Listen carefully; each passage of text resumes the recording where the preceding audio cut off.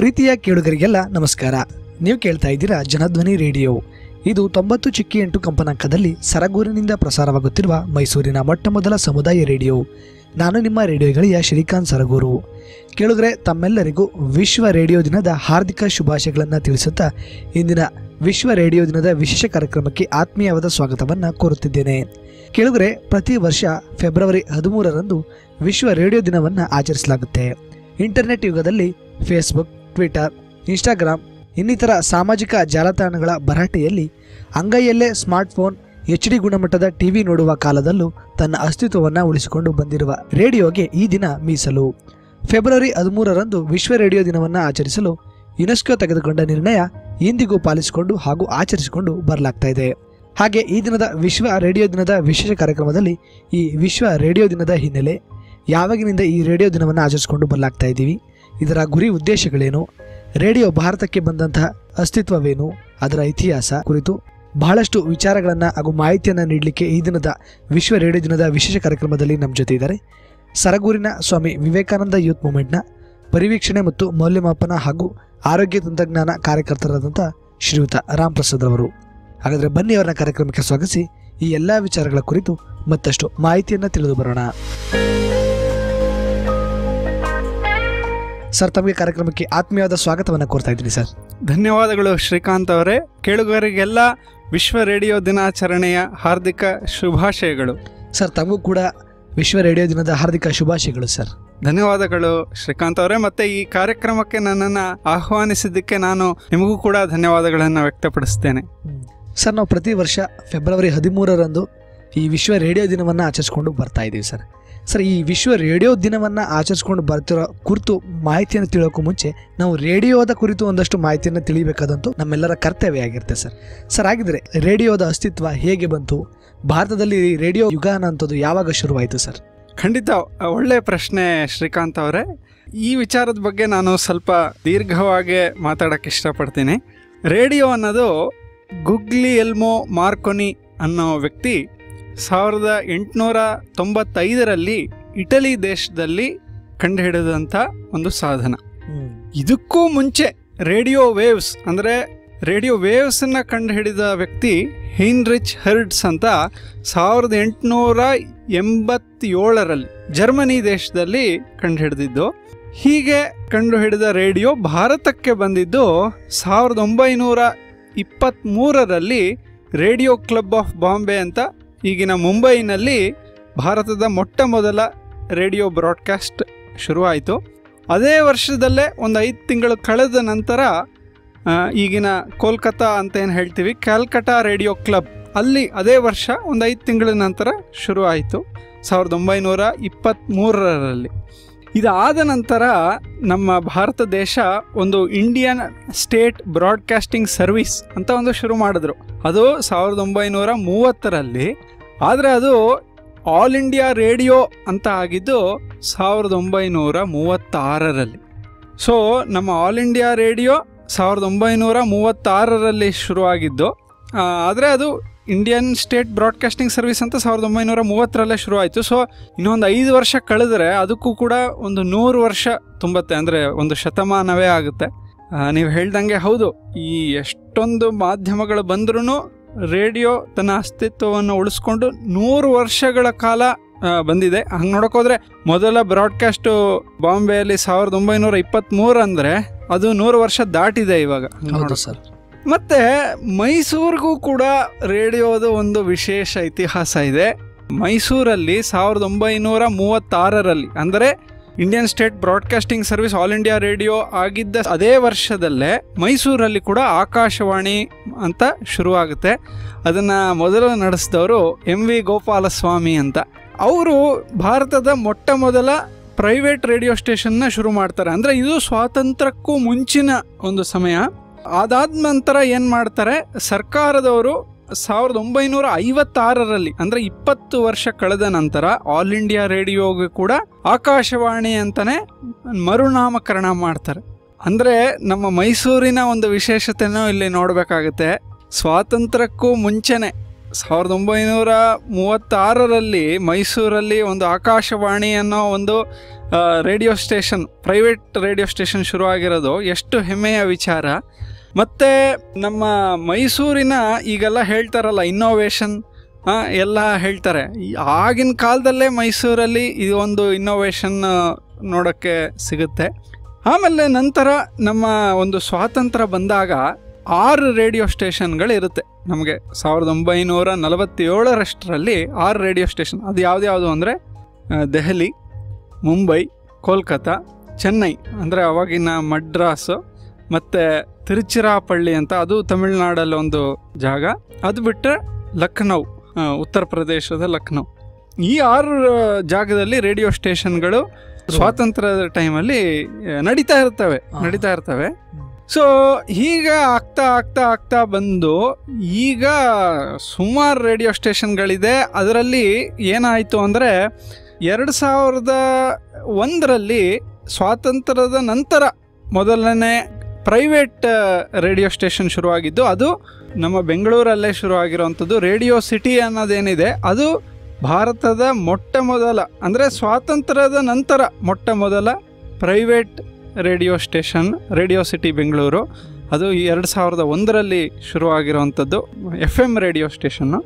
So ಈ ಎಲ್ಲ radio ಸ್ಟೇಷನ್ಗಳು ಒಂದು ಕಂಪನಾಂಕ ಅಂತ ನೋಡೋಕ್ಕೆ ಹೋದರೆ ಆಕಾಶವಾಣಿದು ಶಾರ್ಟ್ ವೇವ್, ಮೀಡಿಯಮ್ ವೇವ್ ಮತ್ತು FM ಇದ್ದರೂ ಕೂಡ ಸಾಧಾರಣವಾಗಿ ಈಗ ಎಲ್ಲರೂ ಜನ ಬಳಸುವಂಥದ್ದು FM, ಫ್ರೀಕ್ವೆನ್ಸಿ ಮಾಡ್ಯುಲೇಷನ್ ಅಂತ ಹೇಳ್ತಾರೆ. ಅದು 88ರಿಂದ 108 ಕಂಪನಾಂಕ ಮೆಗಾಹರ್ಟ್ಸ್ ಏನು ಹೇಳ್ತಾರೆ. ನಮ್ಮ ಜನಧ್ವನಿದು ಹೇಗೆ 90.8 ಮೆಗಾಹರ್ಟ್ಸ್ ಕಂಪನಾಂಕದಲ್ಲಿ ಹೇಗಿದೆಯೋ ಹಾಗೆ ಭಾರತದಲ್ಲಿ ಯಾವುದೇ ರೇಡಿಯೋ ಸ್ಟೇಷನ್ FM ಅಲ್ಲಿ ಪ್ರಸಾರ ಮಾಡಿದ್ರೂ ಕೂಡ ಅವು ಈ ಒಂದು ರೇಂಜಲ್ಲಿ ಇರಬೇಕಾಗುತ್ತೆ. 88ರಿಂದ ಹಿಡಿದು 108 ಮೆಗಾಹರ್ಟ್ಸ್ ಕಂಪನಾಂಕದ ಒಳಗಿರಬೇಕಾಗುತ್ತೆ. ಸೊ ನೀವು ಗಮನಿಸ್ಬೋದು, ಯಾವುದೇ ರೇಡಿಯೋ ಸ್ಟೇಷನ್ ಇದ್ದರೂ ಇದೇ ಒಂದು ರೇಂಜಲ್ಲಿ ಇರುತ್ತೆ. ನಂತರ ಕಮ್ಯುನಿಟಿ ರೇಡಿಯೋ ಸ್ಟೇಷನ್ಗಳು ಕೂಡ ಇದೇ ರೇಂಜಲ್ಲಿರುತ್ತೆ. ಅದನ್ನು ನಂತರ ಚರ್ಚೆ ಮಾಡೋಣ. ಇದರ ಜೊತೆಗೂ ಇನ್ನೊಂದು ವಿಚಾರ ಹೇಳಕ್ಕೆ ಇಷ್ಟಪಡ್ತೀನಿ.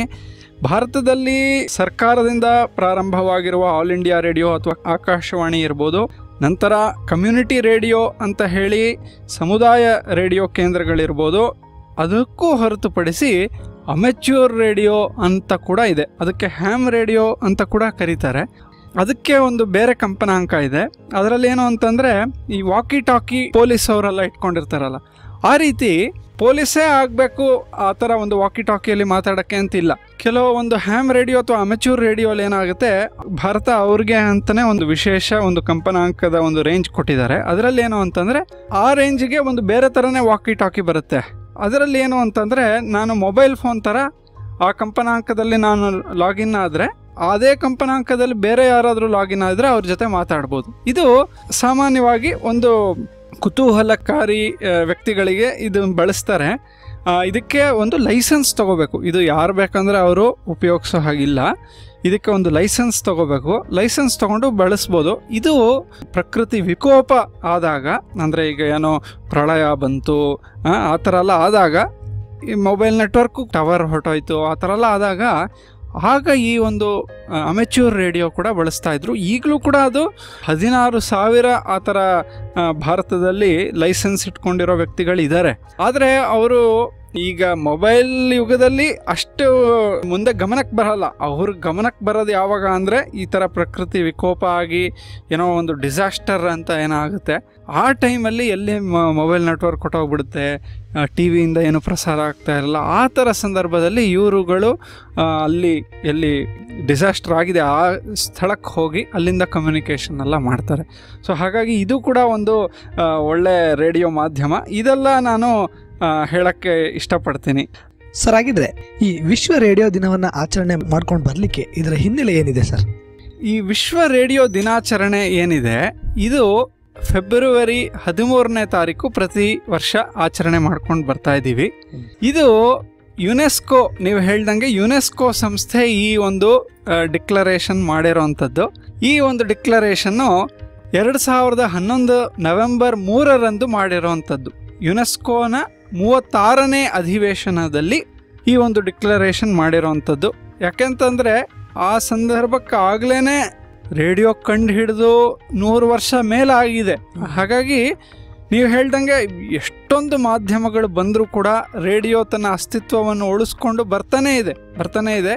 100 ವರ್ಷ ಕೂಡ ದಾಟಿ ಮುಂದೆ ಬಂದಿರೋಂಥ ಒಂದು ಸಾಧನ. ಹಾಗಾಗಿ ಅದಕ್ಕೂ ಒಂದು ವಿಶೇಷ ಸ್ಥಾನ ಇದೆ, ಅದಕ್ಕೆ ಒಂದು ಮಹತ್ವ ಇದೆ ಅನ್ನೋದನ್ನು ನೋಡಿ ಈ ಒಂದು ಡಿಕ್ಲರೇಷನ್ ಮಾಡಿರೋವಂಥದ್ದು, ಘೋಷಣೆ ಮಾಡಿರೋವಂಥದ್ದು. ಹೌದು, ಇದಕ್ಕೂ ಕೂಡ ಪ್ರತಿ ವರ್ಷ ಅದರದ್ದೇ ಆದ ಒಂದು ಏನೋ ಘೋಷವಾಕ್ಯ ಥರ ಇರುತ್ತೆ, ಮತ್ತು ಒಂದು ಮಹತ್ವ. ಪ್ರತಿ ವರ್ಷವೂ ಯಾವ ವಿಷಯದ ಬಗ್ಗೆ ಅವ್ರ ಗಮನ ಕೊಟ್ಟರೆ ಉತ್ತಮ ಅನ್ನೋ ರೀತಿ ಅವರು ಕೂಡ ಹೇಳ್ತಾ ಬರ್ತಾ ಇದ್ದಾರೆ. ಹೌದು, ಬೇರೆ ಎಲ್ಲ ಮಾಧ್ಯಮದಲ್ಲೂ ರೇಡಿಯೋ ವಿಶೇಷತೆ ಏನು ಅನ್ನೋದನ್ನು ಒಂದು ಎಲ್ಲರ ಗಮನಕ್ಕೆ ಬರಲಿ ಅನ್ನೋ ರೀತಿ ಈ ಒಂದು ದಿನಾಚರಣೆ ನಮ್ಮೆಲ್ಲರಿಗೂ ಒಂದು ಒಳ್ಳೆಯ ದಿನ ಅಂತ ಹೇಳ್ಬೋದು. ಸರ್, ಹಾಗಿದ್ರೆ ಈ ವಿಶ್ವ ರೇಡಿಯೋ ದಿನದ ಆಚರಣೆಯ ಪ್ರಮುಖ ಗುರಿ ಉದ್ದೇಶಗಳೇನು? ಈ ವಿಶ್ವ ರೇಡಿಯೋ ದಿನಾಚರಣೆ ಈಗ ಏನೋ ಆಗುತ್ತೆ ಅಂದರೆ, ನಾವು ಈಗಿನ ಒಂದು ಸಂದರ್ಭದಲ್ಲಿ ನೋಡ್ಬೋದು, ಈ ವಾಟ್ಸಪ್ ಅಂತಲೇ ತಗೊಳ್ಳಿ, ಸುಮಾರು ಮೆಸೇಜ್ಗಳು ಬರುತ್ತೆ. ಯಾರು ಬೇಕಾದರೂ ಈಗ ಮೆಸೇಜ್ ಕಳಿಸ್ಬೋದು.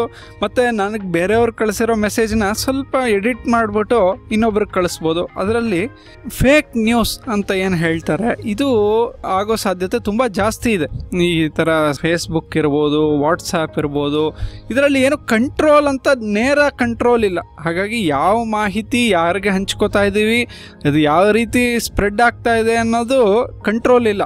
ಇದನ್ನು ನಾವು ಕೆಲವು ಕಡೆ ಭಾರತದಲ್ಲೂ ಗಮನಿಸಿದ್ದೀವಿ. ಕೆಲವು ಸಲ ಯಾರೋ ಏನೋ ತಪ್ಪು ಮಾಡಿರಲ್ಲ, ಆದರೆ ಆ ವ್ಯಕ್ತಿ ಬಗ್ಗೆ ಕೆಲವು ಮೆಸೇಜ್ಗಳೆಲ್ಲ ಹರಡಿಸಿ ವಾಟ್ಸಪ್ ಮುಖಾಂತರ ನಂತರ ಮತ್ತು ಆ ವ್ಯಕ್ತಿಗೆ ತೊಂದರೆ ಆಗಿ ಆ ನಂತರ ಸುಮಾರು ದಿನ ಆದಮೇಲೆ ಆ ವ್ಯಕ್ತಿ ಏನೋ ಮಾಡೇ ಇಲ್ಲ ಅನ್ನೋ ರೀತಿ ಎಲ್ಲ ಕೆಲವು ಮಾಹಿತಿಗಳು ಬಂದಿದೆ. ಹಾಗಾಗಿ ಆ ಥರ ಮಾಧ್ಯಮಗಳಲ್ಲಿ ಕೆಲವು ಸಲ ಕಂಟ್ರೋಲ್ ಇರಲ್ಲ. ಆದರೆ ನಾವು ರೇಡಿಯೋ ಅಂತ ನೋಡಿದಾಗ ಕಮ್ಯುನಿಟಿ ರೇಡಿಯೋ ಇರ್ಬೋದು, ಅಥವಾ ನಮ್ಮ ಸರ್ಕಾರಿ ಮತ್ತು ಪ್ರೈವೇಟ್ ರೇಡಿಯೋ ಸ್ಟೇಷನ್ಗಳೇನಿದೆ, ಇವೆಲ್ಲವೂ ತುಂಬ ರೆಗ್ಯುಲೇಷನ್ ಇದೆ. ಇದರಲ್ಲಿ ನಾವು ಸಮುದಾಯ ರೇಡಿಯೋ ಸ್ಟೇಷನ್ ಆಗಲಿ, ಅಥವಾ ಸರ್ಕಾರಿ ರೇಡಿಯೋ ಸ್ಟೇಷನ್ ಆಗಲಿ, ಅಥವಾ ಖಾಸಗಿ ರೇಡಿಯೋ ಸ್ಟೇಷನ್ ಆಗಲಿ, ನಮಗೆ ಇಷ್ಟ ಬಂದಂಗೆ ಪ್ರಸಾರ ಮಾಡೋಕ್ಕಾಗಲ್ಲ.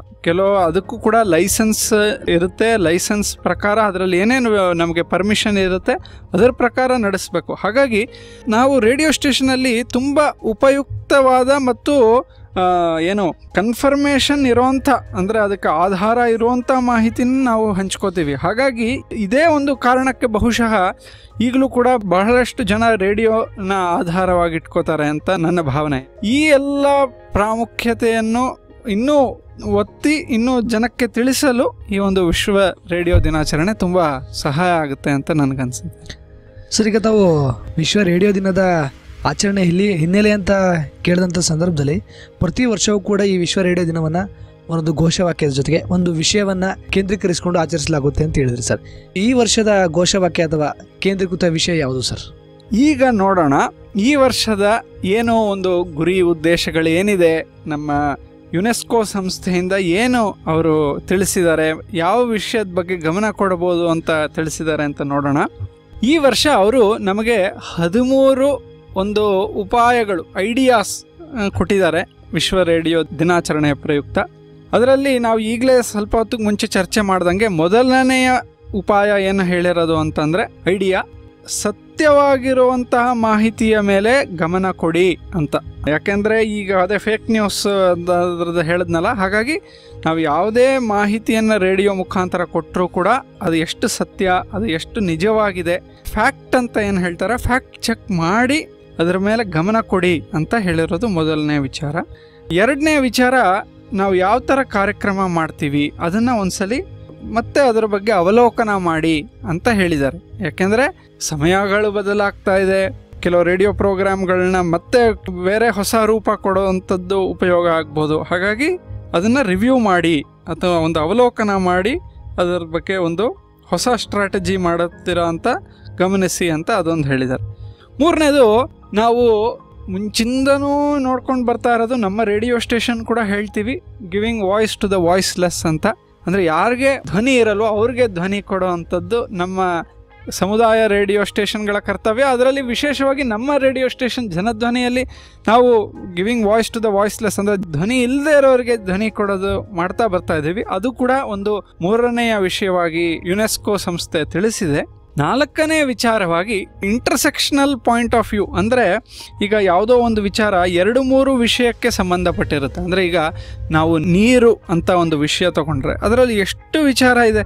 ಒಂದು ನದಿ ಅಂತ ತಗೊಂಡ್ರೆ ಅದು ಹೇಗೆ ನೀರಾವರಿಗೆ ಹೋಗುತ್ತೆ, ಹೆಂಗೆ ಕುಡಿಯೋದಕ್ಕೆ ಉಪಯೋಗಿಸ್ತಾರೆ, ಹೆಂಗೆ ಅದರಲ್ಲಿ ಕೊಳಚೆ ನೀರು ಕೂಡ ಅದಕ್ಕೆ ಹೋಗಿ ಮತ್ತೆ ಸೇರಿಕೊಳ್ಳುತ್ತೆ, ಹೇಗೆ ಪ್ರಾಣಿ ಪಕ್ಷಿಗಳು ಅದನ್ನು ನೀರನ್ನು ಸೇವನೆ ಮಾಡ್ತವೆ, ಹೇಗೆ ಅದರ ಸುತ್ತಲೂ ಇರುವಂತಹ ಒಂದು ಪರಿಸರ ಹೇಗೆ ಬದಲಾವಣೆ ಆಗುತ್ತೆ. ಆ ಥರ ಎಷ್ಟೊಂದು ವಿಚಾರಗಳಿದೆ ಅಲ್ವಾ ನೀರು ಅಂತ ತಗೊಂಡ್ರೆ. ಅದೇ ರೀತಿ ಆ ಥರ ಯಾವುದೋ ವಿಷಯ 2-3 ವಿಚಾರಕ್ಕೆ ಸಂಬಂಧಪಟ್ಟಿದ್ದಂತಹ ವಿಚಾರವನ್ನು ಅದು ಎಲ್ಲಿ ಒಂದಕ್ಕೊಂದು ಸೇರಿಕೊಳ್ಳುತ್ತೆ ಅಂತಹ ವಿಚಾರ ಬಗ್ಗೆ ಗಮನ ಕೊಡಿ ಅಂತ ಕೂಡ ಇನ್ನೊಂದು. ಮತ್ತು ಈ ವರ್ಷ ನಾವು ನೋಡ್ತಾ ಇದ್ದೀವಿ, ಈ ಉಪಾಯಗಳು 13 ಐಡಿಯಾಗಳು ಏನು ಕೊಟ್ಟಿದ್ದಾರೆ ಯುನೆಸ್ಕೋ ಸಂಸ್ಥೆಯವರು, ಅದರಲ್ಲಿ ಒಂದು ವಿಶೇಷ ಉತ್ತೇಜನೆ ಅವರು ನಮ್ಮ ಪರಿಸರದ ಬಗ್ಗೆ ಕೊಡ್ತಾ ಇದ್ದಾರೆ. ನಾವು ಇದು ಮತ್ತೆ ಕೇಳ್ತಾ ಇರ್ತೀವಿ, ಈ ಕ್ಲೈಮೇಟ್ ಚೇಂಜ್ ಅಂತ, ಹೇಗೆ ನಮ್ಮ ವಾತಾವರಣ ಬದಲಾಗ್ತಾ ಇದೆ ಅಂತ ಸುಮಾರು ಜನ ಹೇಳ್ತಾ ಇರ್ತಾರೆ. ಈ ಒಂದು ವಿಷಯದ ಬಗ್ಗೆ ಈ ವರ್ಷ ಗಮನ ಕೊಡಿ ಅಂತ ಯುನೆಸ್ಕೋ ಸಂಸ್ಥೆ ಹೇಳ್ತಾ ಇದ್ದಾರೆ.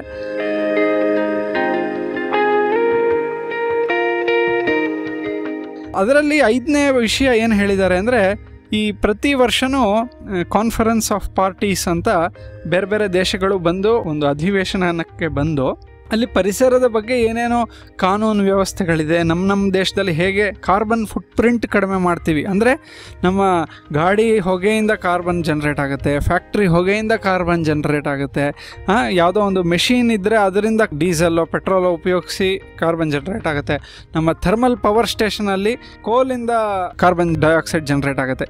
ಈ ಎಲ್ಲ ಇದರಿಂದ ಏನಾಗುತ್ತೆ, ನಮ್ಮ ವಾತಾವರಣ ಟೆಂಪರೇಚರ್ ಜಾಸ್ತಿ ಆಗ್ತಾನೆ ಹೋಗ್ತಾ ಇದೆ. ಸೊ ಏನಾಗ್ತಾ ಇದೆ, ನಮಗೆ ಈಗ ಯಾವತ್ತು ಮಳೆ ಬರುತ್ತೆ ಮಳೆ ಬರಲ್ಲ ಅಂತಲೇ ಹೇಳೋಕ್ಕಾಗಲ್ಲ. ಈಗೆಲ್ಲ ಕೆಲವು ಸಲ ಚಳಿಗಾಲದಲ್ಲಿ ಕೂಡ ಮಳೆ ನೋಡಿದ್ದೀವಿ, ಬೇಸಿಗೆ ಕಾಲದಲ್ಲಿ ಮಳೆ ನೋಡಿದ್ದೀವಿ. ಅಂದರೆ ಏನೋ ನಮ್ಮ ವಾತಾವರಣ ಇದೆಯಲ್ಲ, ವೆದರು ಎಲ್ಲ ಫುಲ್ಲು ಬದಲಾಗ್ತಾ ಇರೋದನ್ನು ನೋಡ್ತಾ ಇದ್ದೀವಿ. ಸೊ ಈ ವಾತಾವರಣ ಬದಲಾವಣೆಯ ಬಗ್ಗೆ ಪ್ರತಿ ವರ್ಷ ಅಧಿವೇಶನ ನಡೆಯುತ್ತೆ, ಕಾನ್ಫರೆನ್ಸ್ ಆಫ್ ಪಾರ್ಟೀಸ್ ಅಂತ. ಈಗಾಗಲೇ ಸುಮಾರು ಕಾನ್ಫರೆನ್ಸ್ ಆಫ್ ಪಾರ್ಟೀಸ್ ನಡೆದಿದೆ. ನೆಕ್ಸ್ಟ್ ಕಾನ್ಫರೆನ್ಸ್ ಆಫ್ ಪಾರ್ಟೀಸ್ 30ನೇ ಅಧಿವೇಶನ ನಡೆಯಲಿದೆ. ಸೊ ಅದರ ಬಗ್ಗೆ ನೀವು ಕೆಲವು ಮಾಹಿತಿಗಳನ್ನ ಈಗಲೇ ಜನರ ಜೊತೆ ಚರ್ಚೆ ಮಾಡೋಕ್ಕೆ ಶುರು ಮಾಡಿ. ನಮ್ಮ ದೇಶ ಯಾವ ವಿಷಯದ ಬಗ್ಗೆ ಆ ಅಧಿವೇಶನದಲ್ಲಿ ಚರ್ಚೆ ಮಾಡ್ಬೋದು ಅಥವಾ ಯಾವ ವಿಷಯದ ಬಗ್ಗೆ ತಿಳಿಸ್ಬೋದು ಅನ್ನೋ ಜನರ ಪಾಲ್ಗೊಳ್ಳುವಿಕೆಯನ್ನು ಇದರಲ್ಲಿ ಕಾಣೋದಕ್ಕೆ ಬಹುಶಃ ಯುನೆಸ್ಕೋ ಸಂಸ್ಥೆ ಇಷ್ಟಪಡುತ್ತೆ. ಅದಕ್ಕಾಗಿ ಇದನ್ನು ಹೇಳಿದ್ದಾರೆ. ಮತ್ತು ಅದಾದಮೇಲೆ 6ನೇ ವಿಷಯ ಏನು ಹೇಳಿದ್ದಾರೆ ಅಂದರೆ, ನಮ್ಮ ಕೇಳುಗರಿಗೆ ಒಂದು ಧ್ವನಿ ಕೊಡಿ ಅಂತ. ಯಾಕೆಂದರೆ ಅವರು ಕೂಡ ಸುಮಾರು ನಮ್ಮ ರೇಡಿಯೋ ಸ್ಟೇಷನ್ನಿಂದ ಕೇಳಿಸ್ಕೊತಾ ಇರ್ತಾರೆ, ಅವ್ರಿಗೂ ಹಂಚ್ಕೊಳ್ಳೋಕೆ ವೇದಿಕೆ ಕೊಡಿ ಅಂತ. ಅದು ನಮ್ಮ ರೇಡಿಯೋ ಸ್ಟೇಷನ್ ಮಾಡ್ತಾನೆ ಬರ್ತಾ ಇದೆ. ನಮ್ಮದು ಹಲವಾರು ಲೈವ್ ಫೋನ್-ಇನ್ ಪ್ರೋಗ್ರಾಮ್ಸ್ ಮಾಡ್ತೀರಾ ನೀವು. ಹಾಗಾಗಿ ನೀವು ಖಂಡಿತ ಕೇಳುಗರಿಗೆ ಅವಕಾಶ ಕೊಟ್ಟಿದ್ದೀರಾ. ಆದರೂ ಅದನ್ನು ಯುನೆಸ್ಕೋ ಸಂಸ್ಥೆಯವರು ವಿಷಯವಾಗಿ ಹೇಳಿದ್ದಾರೆ.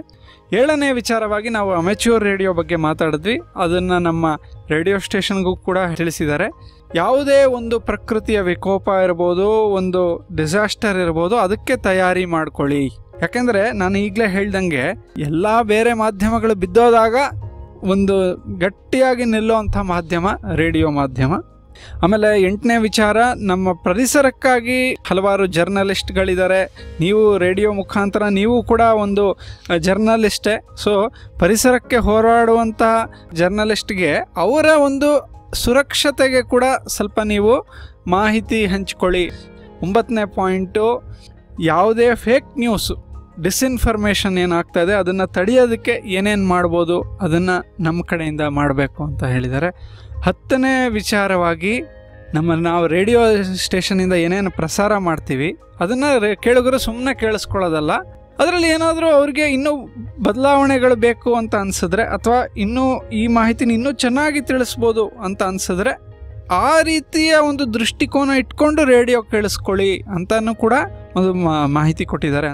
11ನೇ ವಿಚಾರವಾಗಿ, ನಮ್ಮ ರೇಡಿಯೋ ಸ್ಟೇಷನ್ನಲ್ಲಿ ಕೆಲಸ ಮಾಡುವಂಥ ಸಿಬ್ಬಂದಿ ವರ್ಗದವರಿಗೆ ಈ ಪರಿಸರದ ಬದಲಾವಣೆಯ ಬಗ್ಗೆ ಅವರ ಜ್ಞಾನ ಮತ್ತು ಅವರ ಕೆಪಾಸಿಟಿ ಬಿಲ್ಡ್ ಆಗಬೇಕು ಅನ್ನೋ ಕೂಡ ವಿಚಾರ ಇಲ್ಲಿ ತಿಳಿಸಿದ್ದಾರೆ. ಮತ್ತು 12ನೇ ವಿಚಾರವಾಗಿ, ನಾವೆಲ್ಲ ರೇಡಿಯೋಲಿ ನಾವು ಅಂದರೆ ಮನುಷ್ಯರೇ ಮಾತಾಡ್ತಾ ಇರ್ತೀವಿ. ಹಾಗಾಗಿ ವಿಶ್ವ ರೇಡಿಯೋ ದಿನಾಚರಣೆಯ ದಿನ ಪ್ರಕೃತಿಯ ಮಾತಿಗೂ ಒಂದು ಅವಕಾಶ ಕೊಡಿ ಅಂತ ಹೇಳಿದ್ದಾರೆ. ಅಂದರೆ ನೀವು ಕೆಲವು ಪಕ್ಷಿಗಳು ಕೂಗಾಡ್ತಾ ಇರೋವಂತಹ ಶಬ್ದಗಳಿರ್ಬೋದು, ಅಥವಾ ನದಿ ನೀರು ಹರಿತಾ ಇರೋವಂತಹ ಆ ನೀರಿನ ಶಬ್ದ ಇರ್ಬೋದು, ಅಥವಾ ಮಳೆ ಬಂದಾಗ ಆ ಮಳೆಯ ಶಬ್ದ ಇರ್ಬೋದು.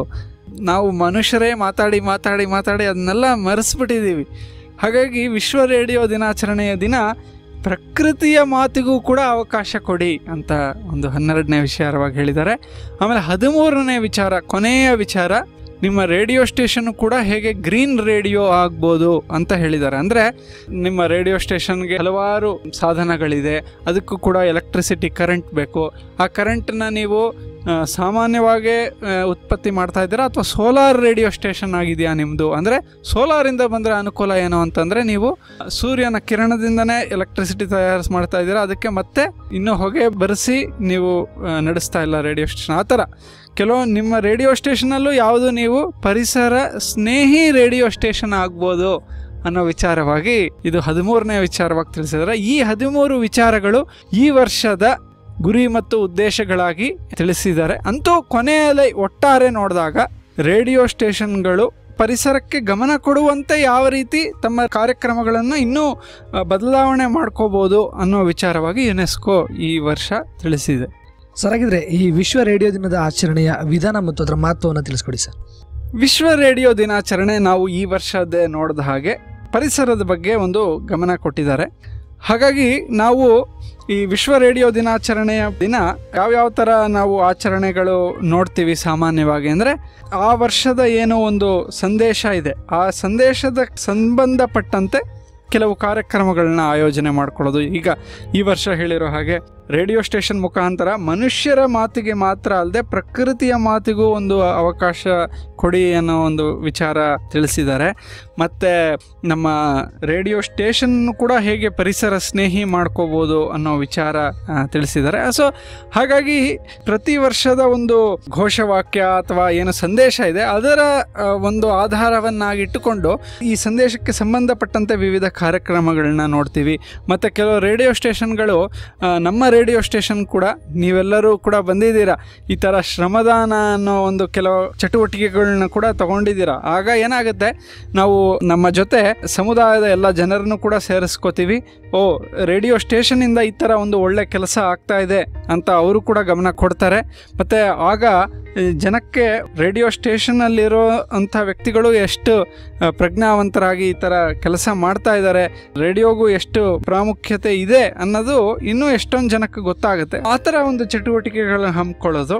ಮತ್ತು ಇದಲ್ಲದೆ ರೇಡಿಯೋ ಸ್ಟೇಷನ್ನಿಂದ ಆಗಿರೋಂತಹ ಒಳ್ಳೆ ಕೆಲಸಗಳು, ಈಗ ಕಳೆದ 1 ವರ್ಷದಲ್ಲಿ ನಮ್ಮ ಜನಧ್ವನಿಯಿಂದ ಆಗಿರೋಂತಹ ಏನು ಒಳ್ಳೊಳ್ಳೆ ಕಾರ್ಯಗಳಿದೆ. ಈಗ ಎಷ್ಟೊಂದು ಕಡೆ ಲೈವ್ ಫೋನಿನಲ್ಲಿ ನಮಗೆ ಫೋನ್ ಮಾಡ್ತಾರೆ, ಎಷ್ಟೊಂದು ಸಮಸ್ಯೆಗಳನ್ನ ಹಂಚ್ಕೋತಾರೆ. ಆ ಸಮಸ್ಯೆಗಳನ್ನ ಯಾವ್ಯಾವ ರೀತಿ ಬಗೆಹರಿಸಿದ್ದೀವಿ ಅನ್ನೋ ಮಾಹಿತಿಗಳನ್ನ ನಾವು ವಿಶ್ವ ರೇಡಿಯೋ ದಿನ ಹಂಚ್ಕೊಂಡಾಗ ರೇಡಿಯೋದಕ್ಕೂ ಎಷ್ಟು ಒಂದು ಶಕ್ತಿ ಇದೆ, ಆ ರೇಡಿಯೋಯಿಂದ ಎಷ್ಟೊಂದು ನಮ್ಮ ಸಮಸ್ಯೆಗಳು ಬಗೆಹರಿದಿದ್ದಾವೆ ಅನ್ನೋ ಒಂದು ವಿಚಾರ ತಿಳಿಯುತ್ತೆ. ಈ ರೀತಿ ಹಲವಾರು ಕಾರ್ಯಕ್ರಮಗಳನ್ನ ಹಮ್ಮಿಕೊಂಡು ನಾವು ವಿಶ್ವ ರೇಡಿಯೋ ದಿನಾಚರಣೆ ಆಚರಿಸೋದು ನೋಡಿದ್ದೀವಿ. ಸರ್, ಹಾಗಿದ್ರೆ ಪ್ರಸ್ತುತ ದಿನಗಳಲ್ಲಿ ಈ ರೇಡಿಯೋದ ವೈಶಿಷ್ಟ್ಯತೆ ಮತ್ತು ಅದರ ಮಹತ್ವವನ್ನು ತಿಳಿಸ್ಕೊಡಿ ಸರ್. ಖಂಡಿತ. ನಾವು ಆವಾಗಲೇ ಚರ್ಚೆ ಮಾಡಿದ ಹಾಗೆ ರೇಡಿಯೋಗೇ ಒಂದು ವಿಶೇಷ ಒಂದು ಮಹತ್ವ ಇದೆ. ಈಗ ನಾವು ಹೇಳ್ದಂಗೆ ಸತ್ಯವಾದ ಒಂದು ಮಾಹಿತಿ ಈಗಲೂ ಕೂಡ ನಮಗೆ ಸಿಗುವಂಥ ಒಂದು ವಿಶೇಷ ಮಾಧ್ಯಮ ಅಂದರೆ ರೇಡಿಯೋ. ಅದಲ್ಲದೆ ನಾವು ಈಗ ಸ್ವಲ್ಪ ಹೊತ್ತಿಗೆ ಮುಂಚೆ ಮಾತಾಡ್ದಂಗೆ ಧ್ವನಿ ಇಲ್ಲದೆ ಇರೋರಿಗೆ ಧ್ವನಿ ಕೊಡೋಕ್ಕೆ ಕೂಡ ಒಂದು ರೇಡಿಯೋ ಒಂದು ಮಾಧ್ಯಮ. ಈಗ ಹೆಂಗೆ ಅಂತಂದರೆ, ನಾವು ಆಲ್ ಇಂಡಿಯಾ ರೇಡಿಯೋಲಿ ತುಂಬ ಯಾವುದೋ ಒಂದು ಶಾಸ್ತ್ರೀಯ ಸಂಗೀತ ಏನೋ ಕೇಳ್ತೀವಿ.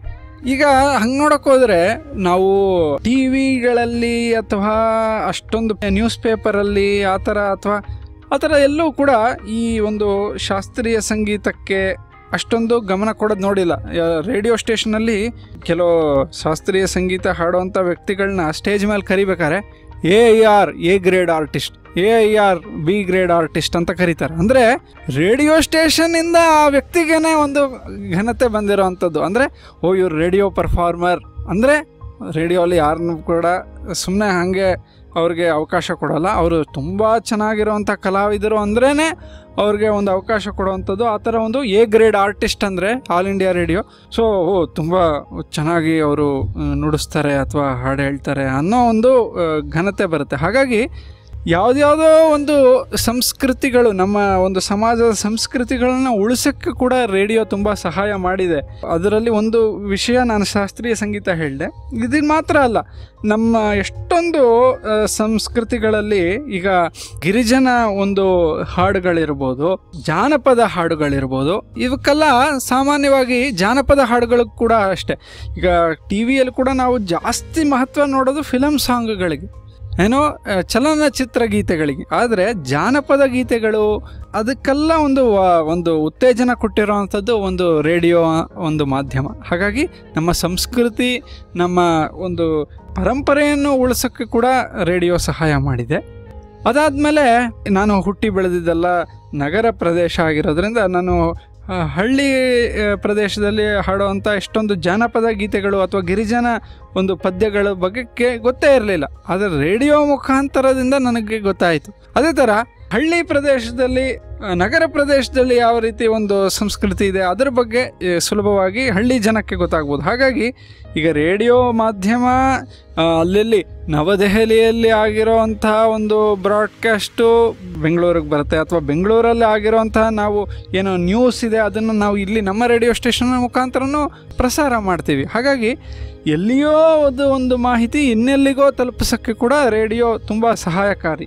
ಅದಾದಮೇಲೆ ಪ್ರತಿ ಮನೆಗಳಲ್ಲಿ ಬೆಳಗ್ಗೆ ಹೊತ್ತು ನೋಡೋದು ಯಾವುದು ಟಿ ವಿ ಹಾಕಿರಲ್ಲ, ಅವರು ರೇಡಿಯೋನೇ ಕೇಳಿಸ್ಕೊಳ್ಳೋದು. ಯಾಕೆಂತಂದರೆ ಏನೋ ಅಡುಗೆ ಮಾಡೋದಿರುತ್ತೆ ಅಥವಾ ಇನ್ನೇನೋ ರೆಡಿ ಆಗೋದಿರುತ್ತೆ. ಆಗ ನಾವು ಟಿ ವಿ ಬಗ್ಗೆ ಗಮನ ಕೊಟ್ಕೊಂಡ್ರೆ ರೆಡಿನೂ ಆಗೋಕ್ಕಾಗಲ್ಲ ಮತ್ತು ಅಥವಾ ಅಡುಗೆನೂ ಮಾಡೋಕ್ಕಾಗಲ್ಲ. ಯಾಕಂದರೆ ಅಲ್ಲಿ ಕಣ್ಣು ಅಡುಗೆ ಮಾಡ್ತಾ ಇರೋ ವಿಷಯದ ಬಗ್ಗೆ ಗಮನ ಕೊಡಬೇಕಾಗತ್ತೆ. ಆಗ ಅದ್ರ ಕಿವಿ ಕೇಳಿಸ್ಕೋಬೋದಲ್ಲ, ರೇಡಿಯೋ ಕೇಳಿಸ್ಕೋಬೋದಲ್ಲ. ಹಾಗಾಗಿ ನಾವು ಬೆಳಿಗ್ಗೆ ಹೊತ್ತಿನ ನ್ಯೂಸ್ ಇರ್ಬೋದು, ಬೇರೆ ಬೇರೆ ಸಂಗೀತ ಇರ್ಬೋದು, ಅದೆಲ್ಲ ಕಿವಿಯಲ್ಲಿ ಕೇಳಿಸ್ಕೊಂಡು ಜೊತೆಗೆ ನಮಗೆ ಸಮಯ ಹೇಗೆ ಹೋಗ್ತಾ ಇದೆ ಅನ್ನೋದು ಗೊತ್ತಾಗುತ್ತೆ. ಯಾಕಂದರೆ ರೇಡಿಯೋ ಅಲ್ಲಿ ಕ್ರಮಬದ್ಧತೆ ಮತ್ತು ಸಮಯ ಪಾಲನೆ ತುಂಬ ಕಟ್ಟುನಿಟ್ಟು. ಹಾಗಾಗಿ ಈ ಕಾರ್ಯಕ್ರಮ ಆಗಿ ಈ ಕಾರ್ಯಕ್ರಮ ಬಂತು ಅಂದ ತಕ್ಷಣ ನಮಗೆ ಒಂದು ಇದು ಗೊತ್ತಾಗುವಂಥದ್ದು. ಮತ್ತು ನಾವು ಓಡಾಡಬೇಕಾದ್ರೆ ಕೂಡ, ಗಾಡಿಯಲ್ಲಿ ಓಡಾಡಬೇಕಾದ್ರೆ ಆ ಥರ ಎಲ್ಲ ಇದ್ದಾಗಲೂ ಕೂಡ ನಾವು ರೋಡ್ ಮೇಲೆ ಗಮನ ಕೊಡಬೇಕು. ಆವಾಗ ಟಿ ವಿ ನೋಡೋಕ್ಕಾಗಲ್ಲ.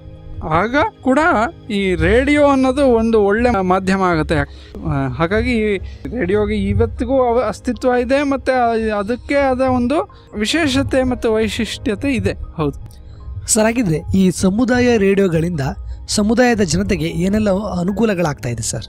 ಖಂಡಿತ. ಇದು ನಾವು ನಮ್ಮ ಜನಧ್ವನಿ ಸಮುದಾಯ ರೇಡಿಯೋ ಸ್ಟೇಷನ್ ಕೂಡ ನೋಡಿದಾಗ ಧ್ವನಿ ಇಲ್ಲದವರಿಗೆ ಒಂದು ಧ್ವನಿ ಕೊಡುವಂಥದ್ದು ಈ ಕೆಲಸ ಮಾಡ್ತಾ ಬರ್ತಾ ಇದ್ದೀವಿ. ಮತ್ತು ಸಮುದಾಯ ರೇಡಿಯೋ ಸ್ಟೇಷನ್ಗಳನ್ನು ಶುರು ಮಾಡುವಂಥ ಸಂಸ್ಥೆಗಳು ಯಾವುದು ಅಂತ ನೋಡಿದ್ರೆ ಅವುಗಳು ಸಾಮಾನ್ಯವಾಗಿ ಶಾಲೆ ಅಥವಾ ಕಾಲೇಜುಗಳು ಅಥವಾ NGOನಂತಹ ಸಂಸ್ಥೆಗಳು, ಅಂದರೆ ಯಾವ ಸಮಾಜಮುಖಿ ಸೇವೆಗಳನ್ನ ಮಾಡ್ತಾ ಇರೋವಂಥ ಒಂದು ಸಂಸ್ಥೆಗಳು. ಇಂಥ ಸಂಸ್ಥೆಗಳನ್ನೇ ಆ್ಯಕ್ಚುಲಿ ಸಮುದಾಯ ರೇಡಿಯೋ ಕೇಂದ್ರಗಳನ್ನ ನಡೆಸೋಕ್ಕೆ ಲೈಸೆನ್ಸ್ ಕೊಡ್ತಾ ಇರೋವಂಥದ್ದು. ಹಾಗಾಗಿ ನಮ್ಮ ಒಂದು ಜನಧ್ವನಿಯನ್ನು ಕೂಡ ತಗೊಂಡಾಗ ನಾವು ಹೇಗೆ ನಮ್ಮ ಗಿರಿಜನರ ಜೊತೆ ಕೆಲಸ ಮಾಡ್ತೀವಿ ಮತ್ತು ಗ್ರಾಮೀಣ ಪ್ರದೇಶದಲ್ಲಿ ಕೆಲಸ ಮಾಡ್ತೀವಿ, ಇವೆಲ್ಲದರ ಬಗ್ಗೆ ಆ ಒಂದು ಜನತೆಗೆ ಒಂದು ಅವಕಾಶ ಕೊಡೋಕ್ಕೇ ನಮ್ಮ ಸಮುದಾಯ ರೇಡಿಯೋ ಸ್ಟೇಷನ್ನೆಲ್ಲ ಬಂದಿರೋದು. ಮತ್ತು ನಮ್ಮ ಸ್ಥಳೀಯ ಎಷ್ಟೊಂದು ಸಾಧಕರಿಗೆ ಹೇಗೆ ಒಂದು ಅವಕಾಶ ಕೊಡ್ತೀವಿ, ಈ ರೀತಿ ಸಮುದಾಯ ರೇಡಿಯೋ ಸ್ಟೇಷನ್ನಲ್ಲಿ ಒಂದು ತುಂಬ ವೈಶಿಷ್ಟ್ಯತೆ ನೋಡ್ಬೋದು. ಸಾಕಷ್ಟು ವಿಚಾರಗಳನ್ನು ಈ ವಿಶ್ವ ರೇಡಿಯೋ ದಿನದ ಕುರಿತಾಗಿರ್ಬೋದು, ರೇಡಿಯೋದ ಮಹತ್ವವನ್ನು ಕುರಿತು, ಅದರ ವೈಶಿಷ್ಟ್ಯತೆ ಕುರಿತು ಭಾಳಷ್ಟು ಮಾಹಿತಿಯನ್ನು ಹಂಚ್ಕೊಳ್ತಾ ಬಂದ್ರಿ ಸರ್. ಸರ್, ಈಗ ಕಾರ್ಯಕ್ರಮದ ಕೊನೆ ಹಂತಕ್ಕೆ ಬರ್ತಾಯಿದ್ವಿ.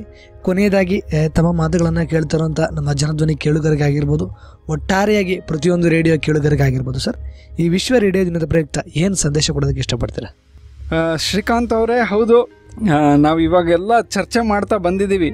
ರೇಡಿಯೋಗೂ ಹೇಗೆ ಅದರದೇ ಆದ ಒಂದು ಅಸ್ತಿತ್ವ ಇದೆ, ಒಂದು ಅದರದೇ ಆದ ಒಂದು ವೈಶಿಷ್ಟ್ಯತೆ ಇದೆ ಅನ್ನೋದನ್ನು ನೋಡ್ತಾ ಬಂದಿದ್ದೀವಿ. ಹಾಗಾಗಿ ನಾವು ಇದರಲ್ಲಿ ಏನು ಸಂದೇಹನೇ ಇಲ್ಲ, ರೇಡಿಯೋದೇ ಆದ ಒಂದು ಅಸ್ತಿತ್ವ ಇದೆ, ಅದನ್ನು ಮುಂದುವರಿಸ್ಕೊಂಡು ಹೋಗ್ತಾ ಇದೆ. ಈಗ ನಾವು ಮಾತಾಡ್ದಂಗೆ ಕೆಲವು ಸಂಸ್ಕೃತಿ ಮತ್ತು ಏನು ನಮ್ಮ ಪರಂಪರೆಯನ್ನು ಉಳಿಸೋಕ್ಕೂ ಕೂಡ ರೇಡಿಯೋ ಸಹಾಯ ಮಾಡಿದೆ. ಹಾಗಾಗಿ ರೇಡಿಯೋನ ಮುಂದೆ ತಗೊಂಡು ಹೋಗ್ತಾ ಇದ್ದೀವಿ, ಮತ್ತು ರೇಡಿಯೋದೇ ಒಂದು ಹೊಸ ರೂಪ ಪಾಡ್ಕಾಸ್ಟ್ ಮುಖಾಂತರ ಕೂಡ ನೋಡ್ತಾ ಇದ್ದೀವಿ. ಅಂದರೆ ಅದೂ ಏನಿಲ್ಲ, ಅದು ರೇಡಿಯೋನೇ, ಆದರೆ ಒಂದು FM ಮೂಲಕ ಆಗದೆ ಇಂಟರ್ನೆಟ್ ಮುಖಾಂತರ ಆಗ್ತಾ ಇರೋವಂಥ ವಿಚಾರ ನೋಡ್ತಾ ಇದ್ದೀವಿ. ಹಾಗಾಗಿ ನಾನೇನು ಹೇಳೋಕ್ಕೆ ಬಯಸ್ತೀನಿ ಅಂತಂದರೆ, ರೇಡಿಯೋ ಕೂಡ ಎಲ್ಲ ಮಾಧ್ಯಮಗಳನ್ನು ಜೊತೆಗೂಡಿಸಿಕೊಂಡು ಹೇಗೆ ಮುನ್ನಡೆಬೋದು ಅನ್ನೋದೇ ನನ್ನ ಒಂದು ವಿಚಾರ. ನಾನು ಮುಂದೆ ಇಡೋಕ್ಕೆ ಇಷ್ಟಪಡ್ತೀನಿ. ಅಂದರೆ ಈಗ ನಾವು ಯಾವುದೇ ಸಂಸ್ಥೆಯನ್ನು ತಗೊಂಡ್ರೂ ಕೂಡ ಅದು ಎಲ್ಲ ಚಾನಲ್ನೂ ಅವರು ಏನೋ ಪ್ರಸಾರ ಮಾಡ್ಕೋತಾರೆ.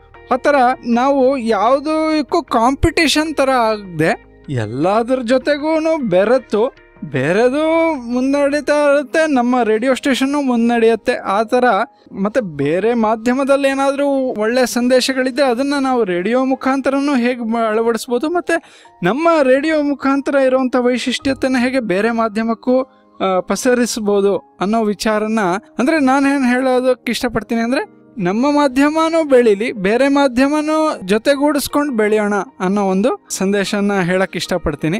ಸಮನ್ವಯ ರೀತಿಯಲ್ಲಿ ಮುಂದುವರಿಯೋದು ಅನ್ನೋ ಒಂದು ವಿಚಾರನ ಇಲ್ಲಿ ಹಂಚ್ಕೊಳ್ಳೋಕ್ಕೆ ಇಷ್ಟಪಡ್ತೀನಿ. ಭಾಳ ಸಂತೋಷ ಸರ್. ಇಷ್ಟೊತ್ತು ನಮ್ಮ ವಿಶ್ವ ರೇಡಿಯೋ ದಿನದ ವಿಶೇಷ ಕಾರ್ಯಕ್ರಮದಲ್ಲಿ ತಾವು ಭಾಗವಹಿಸಿ ಈ ರೇಡಿಯೋದ ಅಸ್ತಿತ್ವವನ್ನು ಕುರಿತು, ಅದರ ಇತಿಹಾಸ ಆಗಿರ್ಬೋದು, ಅದರ ಹಿನ್ನೆಲೆ ಆಗಿರ್ಬೋದು, ಯಾವಾಗ ಅದು ಭಾರತ ದೇಶದಲ್ಲಿ ತನ್ನ ಕೆಲಸ ಕಾರ್ಯವನ್ನು ಶುರು ಮಾಡ್ತು ಅನ್ನೋದು ಕುರಿತು, ಜೊತೆಗೆ ಈ ವಿಶ್ವ ರೇಡಿಯೋ ದಿನದ ಆಚರಣೆಯ ಹಿನ್ನೆಲೆ, ಅದರ ಗುರಿ ಉದ್ದೇಶಗಳು, ಪ್ರತಿ ವರ್ಷದಂತೆ ಈ ವರ್ಷವೂ ಕೂಡ ಯಾವ ರೀತಿಯ ಘೋಷವಾಕ್ಯಗಳೊಂದಿಗೆ ಮತ್ತು ಕೇಂದ್ರೀಕೃತ ವಿಷಯಗಳೊಂದಿಗೆ ನಾವು ರೇಡಿಯೋ ದಿನವನ್ನು ಆಚರಣೆ ಮಾಡಬೇಕಾಗಿದೆ ಅನ್ನೋದು ಕುರಿತು, ಈ ರೇಡಿಯೋ ದಿನದ ಆಚರಣೆಯ ಮಹತ್ವ ಆಗಿರ್ಬೋದು, ಈ ರೇಡಿಯೋ ಅನ್ನೋದು ಪ್ರಸ್ತುತವಾಗಿ ಯಾವ ರೀತಿಯೆಲ್ಲ ವೈಶಿಷ್ಟ್ಯತೆಯನ್ನು ಹೊಂದಿದೆ, ಮತ್ತು ಸಮುದಾಯ ರೇಡಿಯೋಗಳಿಂದ ಸಮುದಾಯಕ್ಕೆ ಏನೆಲ್ಲ ಅನುಕೂಲಗಳಾಗ್ತಾ ಇದೆ ಅನ್ನೋದು ಕುರಿತು ಭಾಳಷ್ಟು ಉಪಯುಕ್ತ ಮಾಹಿತಿಯನ್ನು ನಮಗೆ ಹಾಗೂ ನಮ್ಮ ಕೇಳುಗರಿಗೆ ಈ ದಿನದ ಕಾರ್ಯಕ್ರಮದಲ್ಲಿ ತಾವು ಭಾಗವಹಿಸಿ ನಮ್ಮ ಕೇಳುಗರಿಗೆ ತಿಳಿಸ್ಕೊಟ್ಟಿದ್ದಕ್ಕೆ ತಮಗೆ ತುಂಬ ಹೃದಯದ ಧನ್ಯವಾದಗಳನ್ನು ತಿಳಿಸೋದಕ್ಕೆ ಇಷ್ಟಪಡ್ತೀನಿ ಸರ್. ಧನ್ಯವಾದಗಳು ಸರ್. ಮತ್ತೊಮ್ಮೆ ತಮಗೆ ವಿಶ್ವ ರೇಡಿಯೋ ದಿನದ ಶುಭಾಶಯಗಳನ್ನು ತಿಳಿಸುತ್ತಾ ಇಲ್ಲಿಗೆ ಇವತ್ತಿನ ಕಾರ್ಯಕ್ರಮವನ್ನು ಮುಕ್ತಾಯ ಮಾಡ್ತಿದ್ದೀನಿ ಸರ್. ಧನ್ಯವಾದಗಳು. ಪ್ರಿಯ ಕೇಳುಗರೆ, ಇದುವರೆಗೂ ನೀವು ಕೇಳ್ತಾ ಇದ್ರಿ ವಿಶ್ವ ರೇಡಿಯೋ ದಿನದ ವಿಶೇಷ ಕಾರ್ಯಕ್ರಮದಲ್ಲಿ ವಿಶ್ವ ರೇಡಿಯೋ ದಿನದ ಹಿನ್ನೆಲೆ, ಅದರ ವೈಶಿಷ್ಟ್ಯತೆ, ಹಾಗೆಯೇ ವಿಶ್ವ ರೇಡಿಯೋ ದಿನದ ಗುರಿ ಉದ್ದೇಶಗಳು, ಈ ವರ್ಷದ ಘೋಷವಾಕ್ಯಗಳು, ಈ ಎಲ್ಲ ವಿಚಾರಗಳ ಕುರಿತು ಸಾಕಷ್ಟು ಉಪಯುಕ್ತ ಮಾಹಿತಿಯನ್ನು ಈ ದಿನ ಕಾರ್ಯಕ್ರಮದಲ್ಲಿ ನಮ್ಮ ಜೊತೆ ಹಂಚಿಕೊಂಡಂಥವರು ಸರಗೂರಿನ ಸ್ವಾಮಿ ವಿವೇಕಾನಂದ ಯೂತ್ ಮೂವ್ಮೆಂಟ್ನ ಪರಿವೀಕ್ಷಣೆ ಮತ್ತು ಮೌಲ್ಯಮಾಪನ ಹಾಗೂ ಆರೋಗ್ಯ ತಂತ್ರಜ್ಞಾನ ಕಾರ್ಯಕರ್ತರಾದಂಥ ಶ್ರೀಯುತ ರಾಮ್ ಪ್ರಸಾದ್ ರವರು. ಇದಾಗಿತ್ತು ಇವತ್ತಿನ ನಮ್ಮ ವಿಶ್ವ ರೇಡಿಯೋ ದಿನದ ವಿಶೇಷ ಕಾರ್ಯಕ್ರಮ. ಮತ್ತೊಮ್ಮೆ ತಮ್ಮೆಲ್ಲರಿಗೂ ವಿಶ್ವ ರೇಡಿಯೋ ದಿನದ ಶುಭಾಶಯಗಳನ್ನು ತಿಳಿಸುತ್ತಾ ಇಲ್ಲಿಗೆ ಇವತ್ತಿನ ಕಾರ್ಯಕ್ರಮವನ್ನು ಮುಕ್ತಾಯ ಮಾಡ್ತಿದ್ದೀನಿ. ಮತ್ತೆ ಮತ್ತೊಂದು ವಿಶೇಷ ದಿನದಲ್ಲಿ ಆ ದಿನದ ವಿಶೇಷತೆ ಕುರಿತು ತಮ್ಮನ್ನು ಮತ್ತೆ ಭೇಟಿಯಾಗ್ತೀನಿ. ಅಲ್ಲಿವರೆಗೂ ಕೇಳ್ತಾ ಇರಿ ಜನಧ್ವನಿ. ಇದು ನಿಮ್ಮ ನೆಚ್ಚಿನ ಹಾಗೂ ಮೈಸೂರಿನ ಮೊಟ್ಟ ಮೊದಲ ಸಮುದಾಯ ರೇಡಿಯೋ ಕೇಂದ್ರ 90.8 ಕಂಪನಾಂಕದಲ್ಲಿ ಸರಗೂರಿನಿಂದ ಪ್ರಸಾರವಾಗುತ್ತಿದೆ. ನಮಸ್ಕಾರ.